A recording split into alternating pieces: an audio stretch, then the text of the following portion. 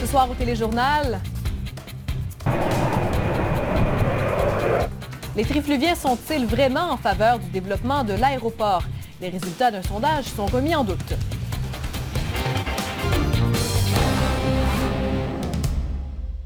Bonsoir. C'est une perspective d'avenir importante pour l'économie de la région. Le projet d'agrandissement de l'aéroport de Trois-Rivières ouvrirait la voie à des vols vers des destinations au soleil, par exemple, ou encore vers des centres urbains comme Toronto. Un sondage commandé par Innovation et Développement économique Trois-Rivières, dévoilé au début du mois, révélait que la majorité des trifluviens sondés étaient en accord avec ce projet. Mais voilà qu'un expert remet en cause ce sondage qui ne permet pas, selon lui, de conclure à l'acceptabilité sociale. Claudie Simard. Trois-Rivières veut agrandir son aérogare pour offrir des vols internationaux vers les destinations soleil et attirer davantage de touristes d'affaires. Un projet de 12 millions de dollars que les citoyens appuient selon un sondage.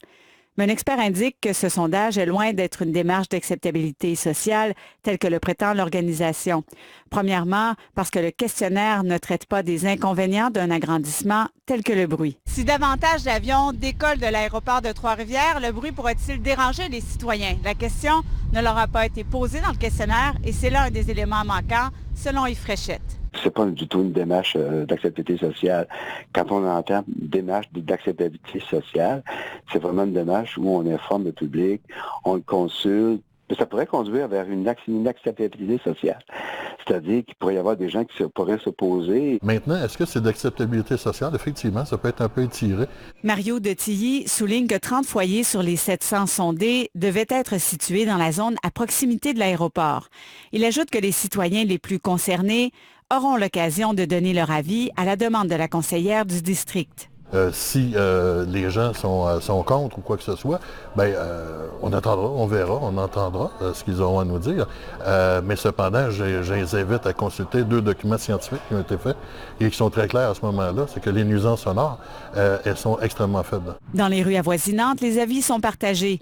Une résidente confie que ce n'est pas le bruit des avions qui l'inquiète, mais celui des voitures. Il y a déjà peut-être trop de trafic, fait que c'est sûr que ça va amener du monde ici, là. Pour compléter la démarche, le professeur Yves Fréchette recommande à la Ville d'organiser une soirée d'information et de consultation citoyenne. Il rappelle que la fréquence des vols et le bruit occasionné par les avions ont suscité le mécontentement de citoyens dans plusieurs autres municipalités au Québec.